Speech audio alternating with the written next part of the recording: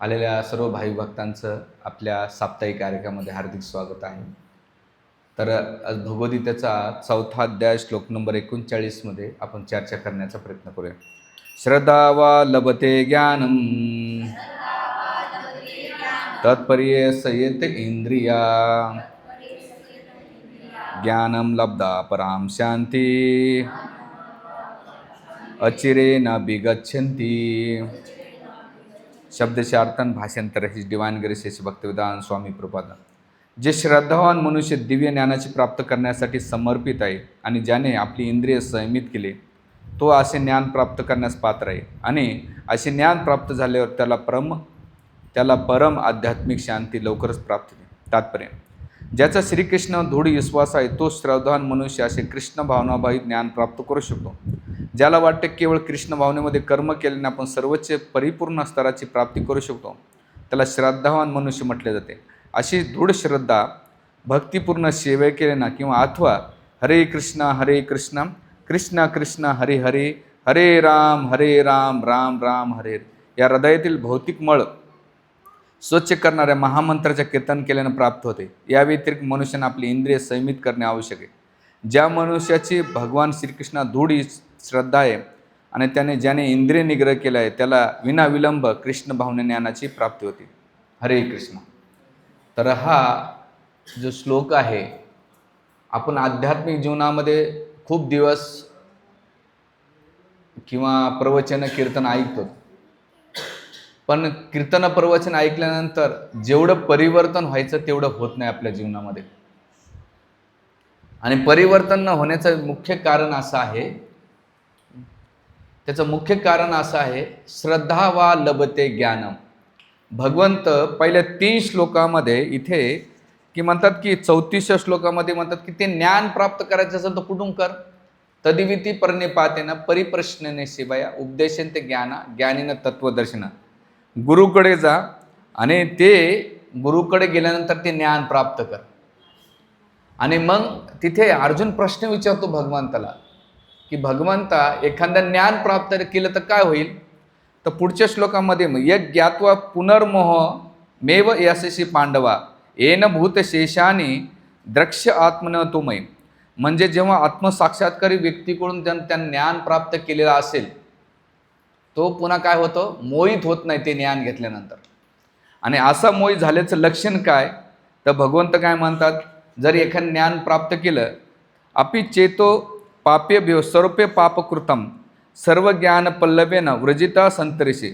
म्हणजे जेव्हा तुला सर्व पापी लोकांमध्ये अत्यधिक पापी जमीन समज आलं, जेव्हा तू दिव्य ज्ञानरूपी नौकेत आरूढ होशील तेव्हा दुःखरूपी सागरातून पार होशील. म्हणजे हे ज्ञान घेतल्यानंतर काय होईल, दुःखाच्या सागरातून तू काय होशील, मुक्त होते. आणि केल्यानंतर ते ज्ञानाचा फायदा काय होत आहे, ज्ञान अग्नी सर्व कर्माने भस्मसात कुरुते. भगवंत इथे म्हणतात अर्जुनाला की ज्याप्रमाणे सर्पना अग्नीत सर्पण टाकल्यानंतर जळून भस्मसात होत आहे, त्याच प्रकारे हे अर्जुना तुझे जे प्राकृत कर्मबंधने आहेत ते काय करत, जळून भस्मसात होतात. त्यासाठी तू ते ज्ञान प्राप्त कर. आणि मग त्या ज्ञानाला कसं होईल, तर ज्ञान कसं सहजासहजी भेटत नाही. लोक खूप वर्षानुवर्षे कथा कीर्तन भागवत कथा, जसं माझ्या गावात आता 78 वर श्रीमद भागवत कथा चालू आहे. 7 दिवस लोक एवढं उत्साह असतो त्यांचा, सकाळी गाता भजन पारायण, दुपारून नाही का भागवत कथा, संध्याकाळी भंडारा, नंतर कीर्तन, एवढं वातावरण असतं. पण 8 दिवसानंतर कोणाच्या जीवनात काहीच फरक पडत नाही. इथं पण आपण कितीतरी प्रवचन करतो, लोक ऐकतात, दर सत्संगाला येतात, फ्रायडेला येतात, हा छान प्रवचन होतंय, बरोबर, त्याला शांत थोडं, सगळे येतात.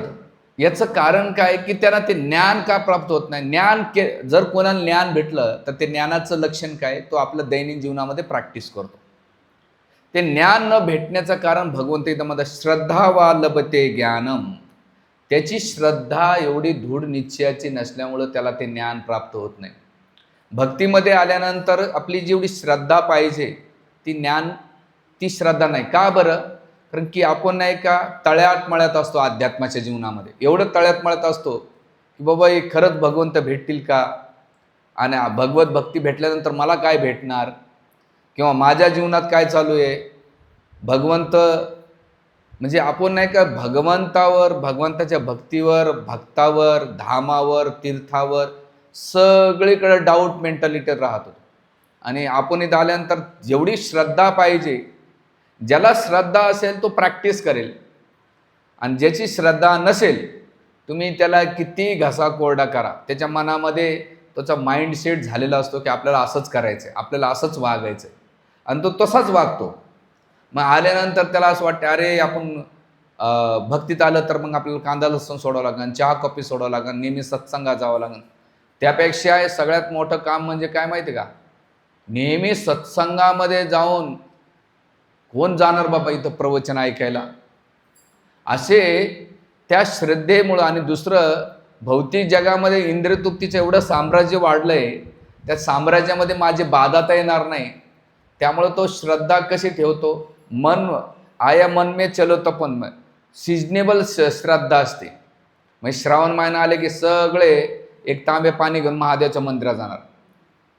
जसा श्रावण संपला की लगेच गणपतीकडे जाणार, गणपती संपला की नवरात्रात दांड्या खेळायला जाणार. तिथं देवीचं गणपतीचं अधिष्ठान कोणी फॉलो करत नाही. बस आपली इंद्रिय तृप्ती कशी होती ते झालं. नवरात्र झाली की दसऱ्यात उड्या मारायच्या, सगळ्याला हॅपी दसरा म्हणायचं झालं. ते झाली दिवाळी, फटाके फोडायचे. पण ह्या श्रद्धा कशी आहेत, आपल्या मनाला मनोरंजन देणाऱ्या श्रद्धा आहे. त्याच्या मागचं भगवंताचं अधिष्ठान जोपर्यंत राहणार नाही तोपर्यंत ती श्रद्धा रजगुण आणि तमोगुणाची असते. तमोगुणाची श्रद्धा म्हणजे काय, जसं हे जे कब्रस्थान आहेत, कबरी आहेत, त्याच्या पाया पडणं, किंवा गली गली दगडं ठेवले, त्या शेंद्राच्या दगडं असलेले त्याच्या पाया पडणं तमोगुणाचं लक्षण आहे. किंवा जिथं देवाचं अस्तित्वच नाही आहे अशा लोकांवर विश्वास ठेवणं, आणि त्या श्रद्धेमुळं भक्तीचं काय होतं आहे, नाश होतो. याला तामसिक श्रद्धा म्हटल्या जाते. म्हणजे करतो पण ज्ञानाचा काही पत्ता नसतो, अंधाधुंदी सगळं करताय भीतीपोटे. दुसरं रासिक श्रद्धा असते. रासिक श्रद्धा म्हणजे कसं, मला इथून केल्यानंतर काय भेटल, मी भक्ती केल्यानंतर श्रावण सोमवार, मंगळवार, बुधवार, गुरुवार, संकट चतुर्थी, उपासव्रत, कैवल्य केल्यानंतर रजगुण म्हणजे काय, याच्या बदल्यात मला काय भेटन, ही भावना तिची श्रद्धा असते.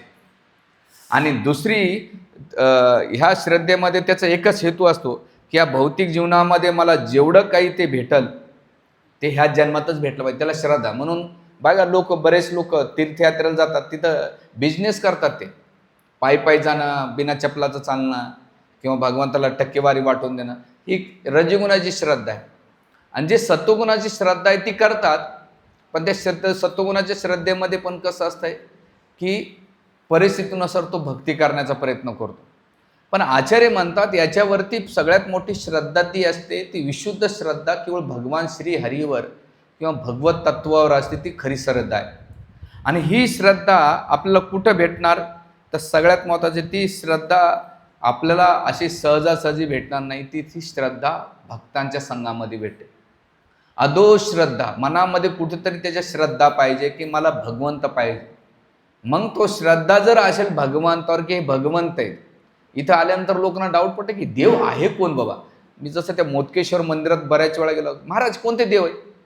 मला दुर्दैव असं आहे की भारतात राहून भारतीय लोकांना जगन्नाथ, बलदेव, सुभद्रा हे कोण माहीत नाहीत. त्यांना सांगलं होते जगन्नाथजी ते कृष्ण आहेत, सुभद्रा त्यांची बहीण, आणि बलदेव म्हणजे बलरामजी आहेत.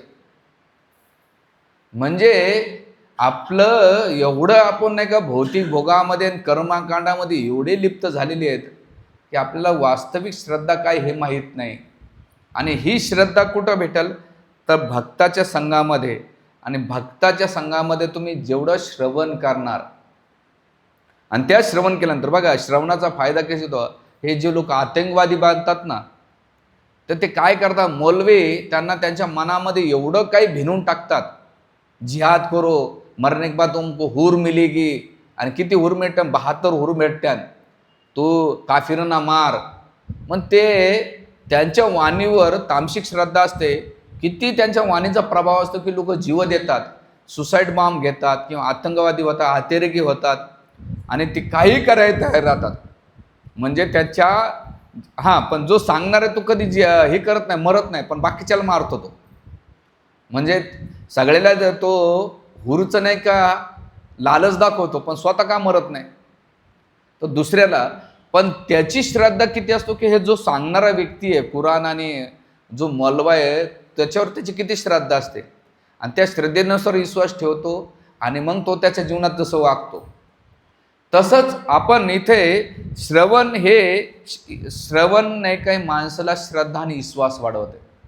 जेवढं तुम्ही भगवान विष्णूबद्दल, कृष्णाबद्दल, जगन्नाथ, विठ्ठल, रुक्माई, सीताराम, लक्ष्मण यांच्याबद्दल जास्त श्रवण करता, तेवढं तुमचं आकर्षण भगवान श्रीहरीच्या प्रती वाढेल, नाही तर वाढणार नाही.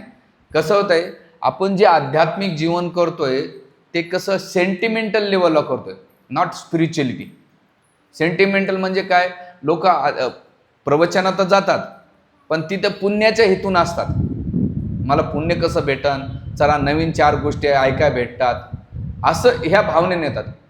पण जर तुमची वास्तविक श्रद्धा की ही जी भगवद्गीता आहे, श्रीमद भागवतम आहे, रामायण, महाभारत आहे, जे वैदिक ग्रंथ आहेत, हे ग्रंथ आपल्याला भगवंताकडे घेऊन जाऊ शकतात. म्हणून त्याला 3 लोकांवर श्रद्धा असली पाहिजे, गुरु, साधू आणि शास्त्र. जे सांगणारे व्यक्ती आहे, साधू आहे, गुरु आहे, त्यांच्यावर श्रद्धा पाहिजे की हा जो माणूस बोलतोय. जसं आमच्या मंदिरामध्ये बऱ्याच वेळा स्टुडंट येऊन आम्हाला डोकं लावत राहतात, असं का तसं का. मी त्यांना सांगत असतो की हे जे बसलेले साधू आहेत त्यांचे एज्युकेशन काय झाले माहीत आहे नाही, IIT, MTech, BTech झालेले साधू आहेत. IIT नाही, BTech, IIT झालेले साधू आहेत. ते त्यांच्या जीवनात फॉलो करतात. काहीतरी येडे तर नाहीत ना, एक नसेल तर 30 जर नसतील ना वेडे, एखादा असू शकेल पण 30 तर नसणार. म्हणजे त्यांच्या जीवनामध्ये त्यांनी एवढी श्रद्धा आहे भगवंतावर, त्याने आपले सगळे लाईफ, सर्वच लाईफ कोणाला, भगवंताला डेडिकेट केलेली आहे, समर्पित केलेली आहे. आणि त्या कशामुळं झालं, एवढं परिवर्तन कसं काय झालं. प्रभुपादाने जेव्हा अमेरिकेत प्रचार केला हिप्पी लोकांना, तर त्याने एकच पाहिलं की प्रभुपादावर एवढी श्रद्धा ठेवली आणि ते हिप्पीचे हॅपी झाले. आणि आज जगभरामध्ये जो कृष्ण भावनेचा प्रचार केला ते कोणी हिंदू लोकांनी केलेला आहे, जे अमेरिकन वेस्टर्न लोकांनी केला आणि लोकांच्या जीवनात बदल घेतला. आपल्या भारतीय लोकांना खिचडी खाऊ घालून सुद्धा सत्संगाला लोक येत नाहीत. बरे आले तर आले, पण त्यांना जर चॅन्टिंग करायला सांगितली, जप करायला सांगितला, गीता वाचायला, आता माझा अनुभव असा आहे प्रत्येक सत्संगामध्ये लोक 2-2, 3-3 वर्ष निस्ते येतात भांडारी भक्त. पण त्यांना म्हटलं एक माळा कर, हो प्रभूजी करू ना. गीता वाच, हो करतो. म्हणजे सगळ्या जगातले सगळे कामं तो करू शकतो, पण भगवंताची भक्ती तो अजिबात करू शकत नाही. याचा अर्थ काय, त्याची श्रद्धा आणि विश्वास आहे ना त्या गीता भागवतावर अजिबात नाही, त्यामुळं ते होत नाही. त्याचं मेन कारण काय, जर भगवंत इथे म्हणतात की महत्त्वाचं आहे की तो भक्ताच्या संघात आला. बघा, ज्या विचारांच्या संघामध्ये तुम्ही जाता तसे तुमचे विचार मानतात. जसं पॉलिटिक्स लोकांच्या संघात राहिले तुम्हाला पॉलिटिक्स मानण्याचा विचार, जसं संघ आहे RSS, समाजसेवा करणं, किंवा रोटरी क्लब आहे, असे वेगवेगळे ऑर्गनायझेशन असतात ज्या ज्या विचारांचे येऊन कार्य करतात. तसं तुम्हाला भगवत प्राप्ती करायची असेल, तुमच्या श्रद्धा वाढवायची असेल, तर त्या भक्ताच्या संघामध्ये जे प्रामाणिक भक्ती करतात अशा संघाच्या लोकात जाता तर तुम्हाला भगवंतावरले श्रद्धा वाढेल. आणि ही भगवंत गीतेमध्ये 9व्या अध्यायात भगवंत म्हणतात, जर ही श्रद्धा नाही झाली, 9व्या अध्यायाचा श्लोक नंबर 3 मध्ये भगवंत म्हणतात, अश्रद्ध धानस्य पुरुषा धर्मस्य परम तप अप्राप्त मा निर्वंते मृत्यू संसार वर्मानी. भगवंत इथं म्हणतात, हे परमतप अर्जुना, ज्यांची भक्ती मार्गावर श्रद्धा नाही त्यांना माझी प्राप्ती होऊ शकत नाही. भगवंत इथं क्लिअर करतात, ज्याची श्रद्धा माझ्यावर नसेल ना तर माझी म्हणून हे होऊ शकत नाही. म्हणून भौतिक जगामध्ये तो पुन्हा जन्म मृत्यूच्या मार्गावर पुन्हा अनुगमन करतो, पुन्हा रिपिटेशन काय करतो. जर श्रद्धा त्याची गीताने भागवत आणि भगवंतावर नसेल, भगवंत 9व्या अध्यायाच्या श्लोक नंबर 3 मध्ये भगवंत म्हणतात, पुन्हा तो जन्म मृत्यूच्या चक्रामध्ये फसतो. अश्रद्ध धानस्य पुरुषा धर्मस्य परम तपा. म्हणजे इथं भगवंत क्लिअर करतात आपल्याला. म्हणून इथे जे दिलेलं आहे का बरं, तर विशेष करून भक्ती मार्गामध्ये गुरु, साधू, शास्त्र. पहिलं म्हणजे गुरु आणि साधू म्हणजे पूर्ववर्ती आचार्य. पूर्ववर्ती आचार्य कोण, संत तुकाराम महाराज, त्याच्यानंतर श्रीपाद रामानुजाचार्य, माधवाचार्य, किंवा महाराष्ट्रातले भरपूर संत होऊन गेले, सूरदास येऊन गेलेले आहेत, किंवा महर्षी वाल्मिकी, वेदव्यास, हे आचार्य हे साधू आहेत. आणि गुरु म्हणजे वर्तमान ज्यांना तुम्ही प्रवचन देता येते. आणि गुरु, साधू आणि शास्त्र. शास्त्र कोण? जे वेदव्यासान रचित केलेले. ह्या 3 लोकांवर श्रद्धा पाहिजे त्याची. आणि या 3 लोकांच्या श्रद्धेच्या आधारावर भगवंताला तो प्राप्त करू शकतो. आणि ह्या श्रद्धेमुळं काय होईल? हळूहळू त्याच्या जीवनामध्ये ज्ञान. मग भगवंत या श्लोकामध्ये काय म्हणतात? श्रद्धा लभते ज्ञानम, त्याला ते ज्ञान प्राप्त होऊ शकेल. आणि ते ज्ञान कसं होईल? त्या ज्ञानाच्या आधारे तो अनुभव करू शकेल. अनुभव म्हणजे काय? ते ज्ञान, सगळ्यात मोठं ज्ञान कोणतं प्राप्त होत आहे? जसं भौतिक जगामध्ये तुम्हाला डिग्री प्राप्त करायची असेल तर तुम्हाला एखाद्या कॉलेजेसमध्ये ॲडमिशन घ्यावं लागते. त्या डिपार्टमेंटला ॲडमिशन घेतल्यानंतर त्या फॅकल्टीमध्ये तुम्हाला ते नॉलेज भेटते.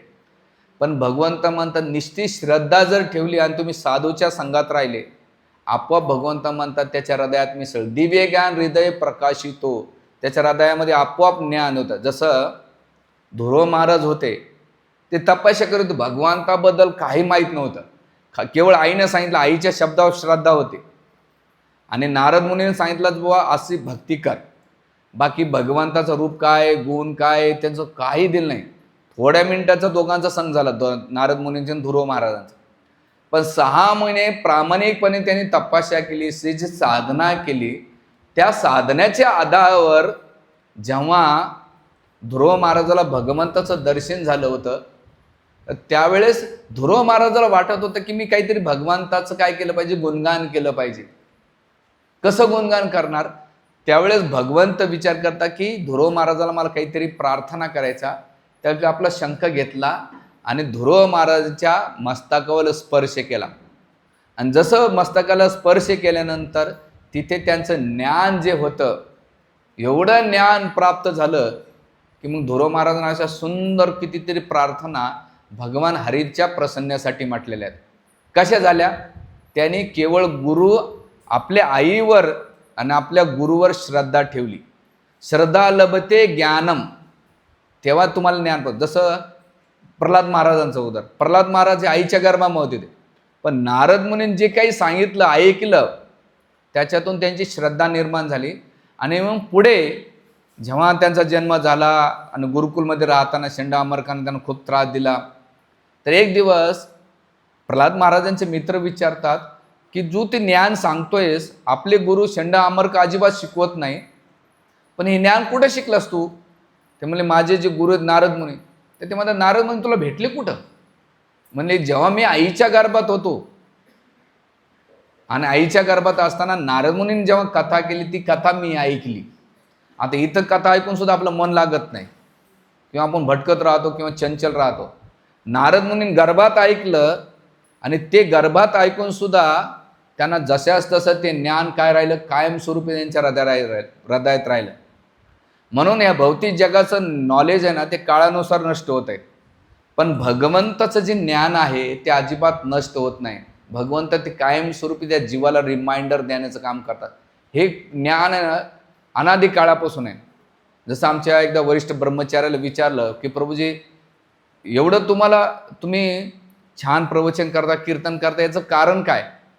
प्रभूजींनी सांगितलं की ह्या काय जन्मातलं नसतं, मागच्या जन्मामध्ये तुम्ही जी भक्ती केलेली असते त्या भक्तीमुळं तुम्हाला ते ज्ञान प्राप्त होते. कधी कधी आपण ह्या जन्मात नाही का खूप प्रयत्न करतो. बरेच जण गीता वाचतात, गीता वाचा घेतलं तर एक तर समजत नाही, नाही तर झोप येते ठेवून देतात. म्हणजे मागच्या जन्माचं सुद्धा ती श्रद्धा आणि ती ज्ञान त्याला होतं. कसं? याचं उदाहरण काय? जेव्हा गजेंद्र होते, एकदम आतुरतेने नाही का भगवंताला पुकारत होते. पुकारत असताना त्यावेळेस त्यांना मागच्या जन्मातलं आठवलं की अरे मी तर इंद्रधुम्न होतो राजा, आणि कमळ घेतलं आणि प्रार्थना करू. काय प्रार्थना करू? प्रगजन्मनी शिक्षणी, मागच्या जन्मातली जी शिक्षा, जे ज्ञान होतं, त्या ज्ञानाच्या आधारावर मी आता प्रार्थना करतोय. आणि श्रील प्रभुपाद तात्पर्यात लिहितात की ह्या जगामध्ये सगळं नष्ट होऊ शकतं, पण भगवंताचे ज्ञान आणि भगवंताची भक्ती नष्ट होऊ शकत नाही. आणि त्यासाठी तो श्लोक कोट करतात, नेहा विक्रमाना स्वस्ती प्रतिवायन विद्यते स्वल्पमसे धर्मसे त्रायतो महतो भया. त्याला नाही का स्वल्प जरी भक्ती केली त्या भक्तीच्या आधारावर त्याला काय होईल, त्याचा भक्तीचा नाश होऊ शकत नाही. ह्या जगात तुम्ही बँकेत 10 लाख रुपये ठेवले आणि बँकेत पैसे काढायला जाताना मृत्यू झाल्यानंतर पुढच्या जन्म तर बँकवाला देणार नाही. पण भगवत भक्तीचं ज्ञान ते पुन्हा राहत आहे. याचं दुसरं उदाहरण काय, जड भरत. मागच्या जन्मात ते भरत महाराज होते, भावस्तरावर गेले, पुन्हा हरणाचा जन्म भेटला, त्यांना ते आठवण होतं ते ज्ञान. हरणाचं शरीर सोडलं, पुन्हा जड भरत झाले आणि जड भरत झाल्यानंतर त्यांना ते ज्ञान कायमस्वरूपी राहिले आणि त्या ज्ञानामुळं त्यांनी भगवंताला प्राप्त केलं. म्हणजे ही सिक्वेन्स आहे. तर ते ज्ञान कसं भेटल? आता एखाद्याला ज्ञान भेटलं याचं लक्षण काय आहेत का? तर भगवंत म्हणतात की कितीतरी लक्षण सांगतात. एक ना, स्वतःला तो तुच्छ समजतो की अरे ह्या जगातल्या सगळ्या गोष्टी नश्वर येतात आणि भगवंतच एकमेव शाश्वत आहे. हे ज्ञानाचं पहिलं लक्षण आहे. आणि हे जगातलं कोणी आपलं नाही आहे ना, आपण कोणाचे नाही, हे दुसरं ज्ञानाचं लक्षण आहे.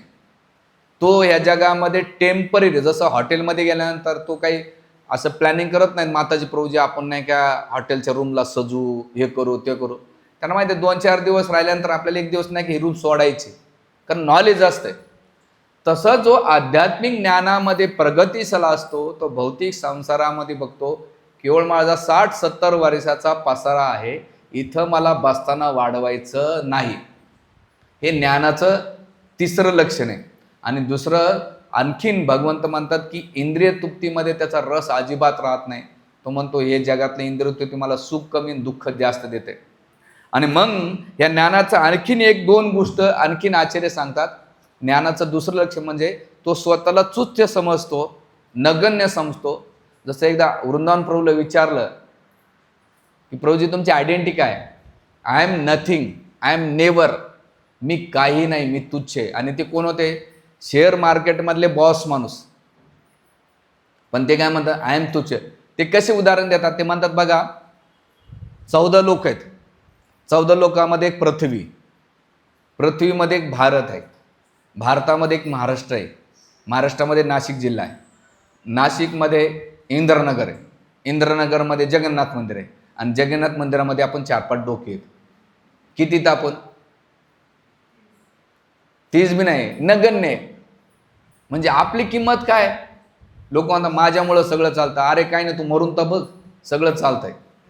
हां, कोणा वाचून कोणाचं काही राहत नाही जगात. म्हणजे ही जर भावना आली ना, आणि याच्यातलं दुसरं अहंकार आपोआप कमी होतो, नम्र होऊन जातो. तो हे जाऊ द्या बाबा, या काय डोकं लावायच्या जगामध्ये. हां, तो आपलं शांत राहतो, भक्तीमध्ये आनंद लतो, तो भक्तीमध्ये रस घेतो, कोणाला काय करायचं करू द्या.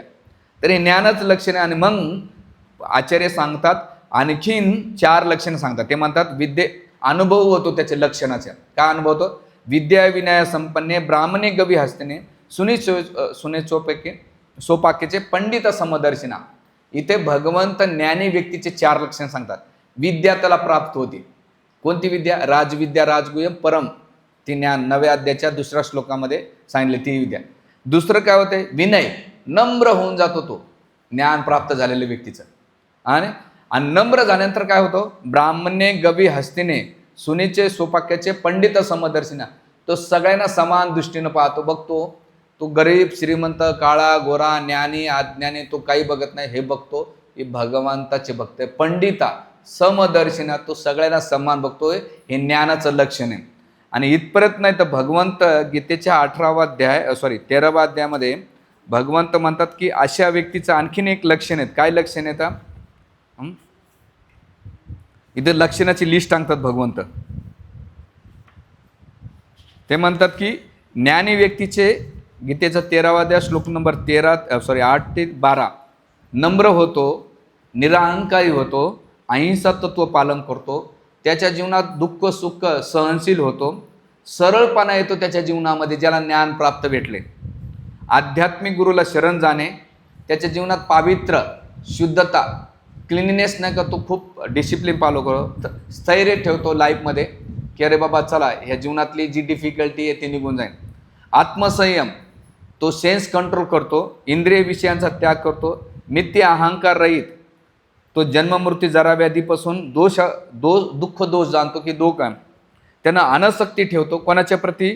घरदार पत्नी मुले बाळ पती अनासक्त होतो, इष्ट अनिष्ट गोष्टीपासून समचित्त राहतो, निरंतर माझी अनन्य भक्तीमध्ये एकांतवासाची उत्कंठ इच्छा करतो.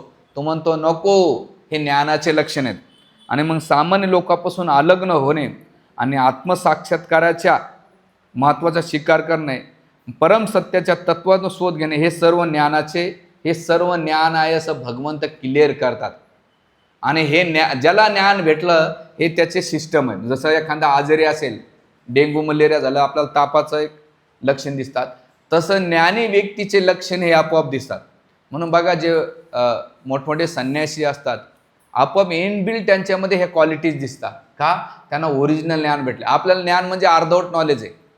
आपण थोडंसं नॉलेज घेतो आणि गावभर डिंगा फिकटायचं काम करतो. म्हणून हे ज्ञान आपल्याला प्राप्त होत नाही.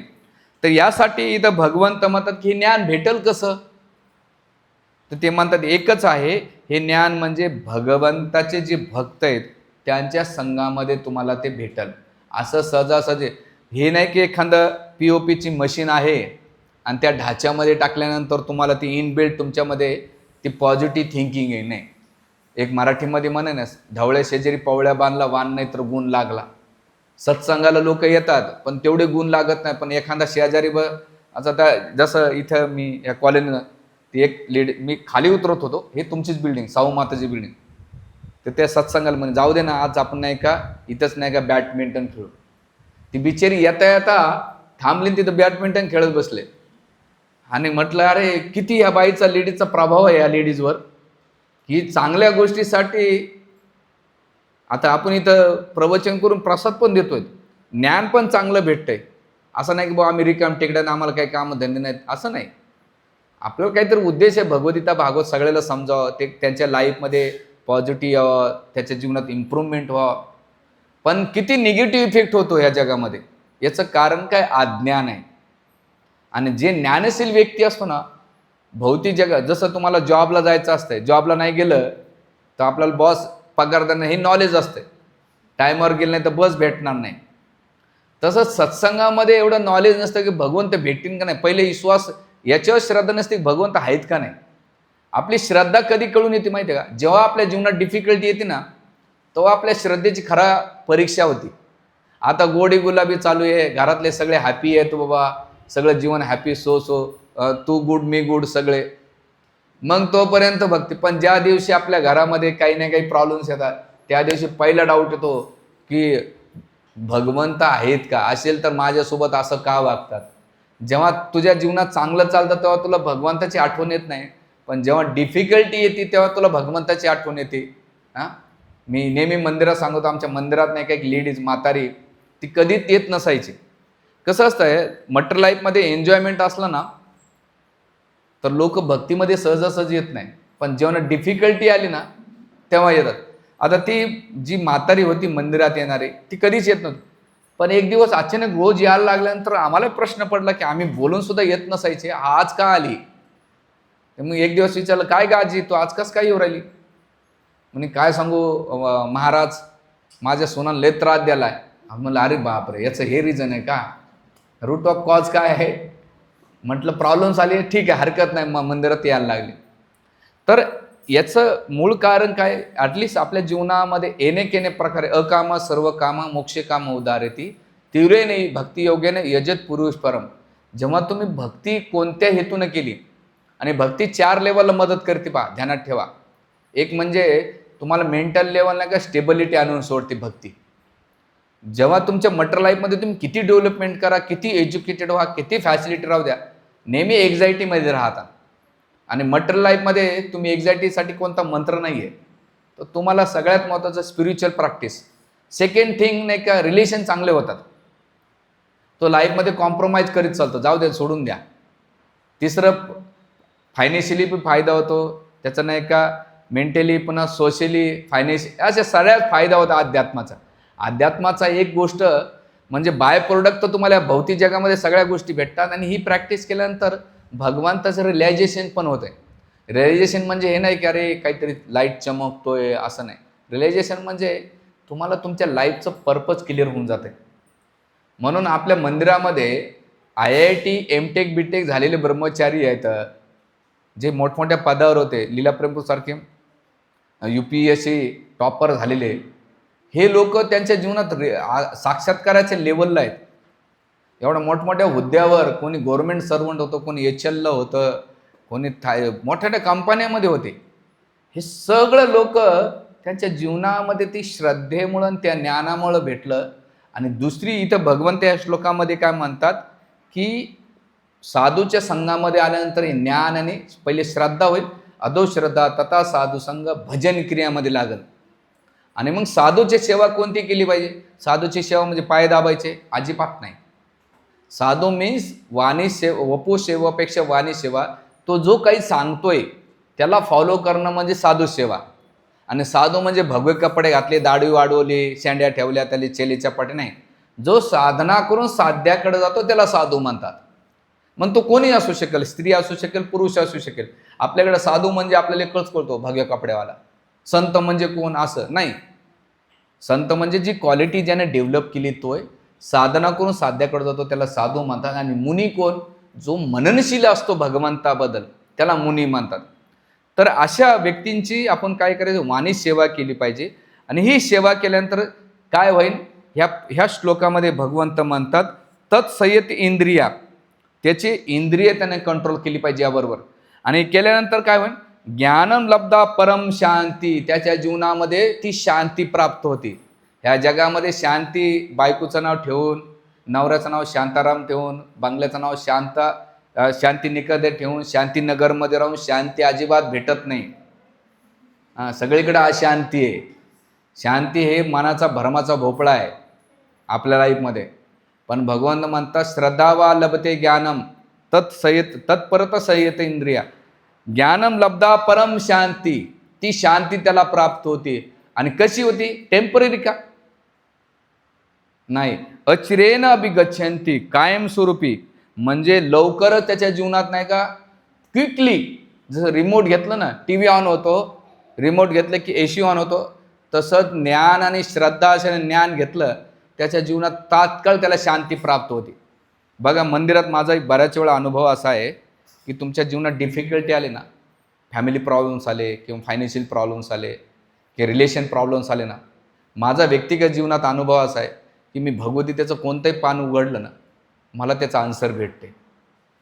हे एक सांगतो तो. आणि मंदिरातले कितीतरी भक्त आहेत, ते भागवतम उघडतात किंवा भगवद्गीता उघडतात किंवा भक्तिरसामृत सिंधू उघडतात आणि त्यांच्या प्रश्नाचे उत्तर भेटतात. एक आहे, या जगामध्ये तुम्ही परिवाराला नाही बदलू शकत, घरातले लोक नाही बदलणार, नवरा नाही, बायको नाही, ऑफिसमध्ये बॉस बदलू शकत नाही, तुम्ही परिस्थितीने व्यक्तीला नाही बदलू शकत. पण सगळ्यात चांगला फॉर्म्युला काय? स्वतःला बदलणे. आणि जेव्हा तुम्ही स्वतःला बदलतात ना, तुम्ही एकदम हॅपी राहतात. आपलं काय होतं स्वभाव, आपण दुसऱ्याला बदलण्याचा प्रयत्न करतो की लोक बदलले पाहिजे, हे बदलला पाहिजे, तो बदलला पाहिजे. सगळ्यांनी ठेके घेतले लोकांना बदलण्यासाठी, पण स्वतःला कोणी बदलण्याचा प्रयत्न नाही करत. पण जो स्पिरिच्युअल प्रॅक्टिस करतो ना प्रामाणिकपणे, ऑनेस्टली, तो आपोआप चेंजेस होतो. यासाठी एकच करायचं, एखादा लय आळशी असेल ना आणि अंग मळलेलं असेल, त्यानं खाली पावसात बसून राहायचं. पावसामुळे आपोआप स्वच्छ होऊन जातो तो. किंवा आपलं दुसरं उदाहरण शॉवरचं घ्या. शॉवरच्या खाली तुम्ही नुसते बसून जर राहिले ना, आपोआप तुमच्या अंगाचा मळ निघून जातो. त्याच प्रकारे तुम्ही केवळ सत्संगामध्ये नुसते येऊन जरी बसले आणि ते जरी ऐकलं तर तुमच्या लाईफमध्ये कितीतरी पॉझिटिव्ह थिंकिंग भेटून जाते तुम्हाला. नाही का, ते लाईफचे नाही का एकदम असे सूत्र भेटून जातात. म्हणून हे अशा, आता ही गोष्ट कधी होऊ शकेल? जेव्हा तुम्हाला श्रद्धा भेटेल. आणि ज्याची भक्तीमध्ये कमतरता आहे, आपण हा विचारला पाहिजे, माझी भक्तीमध्ये कमतरता तर नाही ना? ज्याची भक्तीमध्ये कमतरता आहे, ते कमतरता असण्याचं मुख्य कारण म्हणजे श्रद्धा. आणि श्रद्धा नसल्यानंतर ज्ञान होत नाही. ज्ञान न भेटल्यामुळे इंद्रिय तळमळ करतात भोगासाठी. मग आपण नाही का सॅक्रिफाईस करायला आपल्या मनामध्ये किंतु परंतु ते, अरे आपण नाही का भक्तीमध्ये आलो तर आपल्याला हे सोडावं लागेल, ते सोडावं लागेल. आणि मग ते अवस्था विचलित असेल, त्याच्या जीवनात शांती भेटण्याच्या ऐवजी काय होते? अशांती प्राप्ती. भगवंताने या श्लोकामध्ये दोन्ही सूत्र दिलेले. श्रद्धा असेल तर ज्ञान भेटल, ज्ञान भेटलं तर इंद्रिय कंट्रोल होतील, आणि भेटल्यानंतर परम लब्धम शांती, त्याच्या जीवनामध्ये शांती प्राप्त होईल. सिक्वेन्स सांगितले. आणि ती कशी होईल? तात्काळ होईल आणि परमनंट भेटेल. पण ज्याची अध्यात्मावर श्रद्धा नसेल त्याला ज्ञान भेटणार नाही, त्याचे इंद्रियसुद्धा कंट्रोल राहणार नाही. आणि इंद्रिय कंट्रोल नसल्यामुळं काय होईल? त्याच्या जीवनामध्ये शांतीच्या ऐवजी काय होईल? अशांती होते. म्हणून भगवंताने इथे दिलेले. आणि इथेच पुढच्या श्लोकामध्ये भगवंत म्हणतात, जर तुम्ही याच्यावर विश्वास नाही ठेवला तर भगवंत पुढच्या श्लोकामध्ये म्हणतात, अश्रद्धानसे संशयात्मविनश्यति नायम लोकसित न परम न सुखम न संशयात्मा. परंतु हे प्रामाणिक शास्त्राबद्दल संशय असणारे अज्ञानी आणि श्रद्धाहीन मनुष्यांना भगवत भक्तीची प्राप्ती होऊ शकत नाही, त्याचे पतन होते. संशय आत्म्याला या लोकांमध्ये किंवा परलोकामध्ये सुख प्राप्त होऊ शकत नाही. भगवंत त्याचं काय सांगतात? भगवंत काय सांगतात? लगेच क्लिअर करतात, जर तुम्हाला ह्या जगामध्ये तो सुखी राहू शकत नाही आणि परलोकात सुद्धा सुखी राहू शकत नाही. म्हणून आपल्याला सुखाचं सूत्र पाहिजे असेल, आणि सुख आहे ना विकत घेता येत नाही आणि दुःख विकता येत नाही. आणि आपल्या दुःखाची जाहिरात कितीही केली तरी कस्टमर कोणी भेटणार नाही. आणि प्रत्येक जण दुःखाची जाहिरात करत राहतो घरामधल्या. आता मलाच 2-3 दिवसापूर्वी माझ्या एक रिलेटिव्हचा फोन आला होता. घरात काय काय चालू त्याच्याबद्दल तो सांगत होता. तो गावी, मी इथं. तर म्हटलं, बघ, दुःख सगळीकडे, आपण नाही सगळीकडे दुःख आहे, पण या दुःखाचं मेन कारण अज्ञान आहे. इगो घेऊन चालतात सगळे ह्या गोष्टी. पण जो ज्ञानी व्यक्ती असतो ना, तो ह्या गोष्टीत पडत नाही आणि म्हणतो जाऊ दे, सोडून द्या. म्हणून सुख विकत घेता येत नाही, दुःख विकता येत नाही. आणि आपल्या दुःखाची जाहिरात केली तर कस्टमर कोणी भेटणार नाही. आणि आपण दुसऱ्याला सांगून ते काही कमी होत नाही, उलटं मेंटल स्पेक्युलेशन वाढतंय. आणि सांगता सांगता कुठपर्यंत कोणाजवळ काय पोहोचन भरोसाच नाही. त्यासाठी बेटर वे, याला एक चांगला मंत्र म्हणजे काय माहिती आहे का? याला इग्नोर करीत चालायचं. काय करायचं? ओम इग्नोराय नमः. चांगला फॉर्म्युला काय? इग्नोर करीत चला. जेवढं तुम्ही इग्नोर करीत चालता ना लाईफमध्ये, म्हणून मी एक जीवनात तत्वपालन केलं, ज्याचं माझ्या जीवनात कॉन्ट्रीब्युशन नाही ना त्याला चांगली किंमत द्यायची नाही आणि वाईट करायचं नाही. तू नाहीच आहे असा फॉर्म्युला जर ठेवला तर आपण नाही का सुख, समाधान, शांती प्राप्त करू शकतो. हे आपल्या गीतेमध्ये दिलेलं आहे. आणि आपल्याला हे ज्ञान कसं भेटेल? वारंवार सत्संगामध्ये येऊन, आणि जे सत्संगात सांगितलं आहे ते जेव्हा तुम्ही फॉलो करता, प्रामाणिक ऑनेस्टली जर फॉलो करता, तर निश्चित तुम्हाला हे ज्ञान भेटेल. पहिले तर ज्ञानं लब्धा परम शांती, शांती पण भेटेल, सुख पण आणि समाधान प्राप्त होऊ शकेल, जे भौतिक गोष्टींना नाही भेटू शकत. तर राधानाथ महाराज एक वाक्य नेहमी सांगत राहतात, मटेरियल प्रॉब्लेमला मटेरियल सोल्युशन नाही आहे, तर मटेरियल प्रॉब्लेमला स्पिरिच्युअल सोल्युशन आहे. आणि ते सोल्युशन आपल्या गीता आणि भागवतामध्ये दिले. माझी इकडची एवढी रिक्वेस्ट आहे की एवढ्या वर्षी मी इथे प्रवचनं करतो, की काही नाही काही सांगण्याचा प्रयत्न करतो आहे. ॲटलिस्ट तुमच्या जीवनातून दिवसाच्या 24 तासामधून 10 मिनटं जरी काढा, 10 मिनटं गीता वाचा, 10 मिनटं महामंत्राचा जप करा आणि तुम्ही ते अनुभव घ्या. आणि तेव्हाच आम्हाला बी बरं वाटेल आणि ह्या जे ज्ञान आहे त्याचा पण फायदा होऊ शकेल. एवढीच विनंती. हरे कृष्णा हरे कृष्णा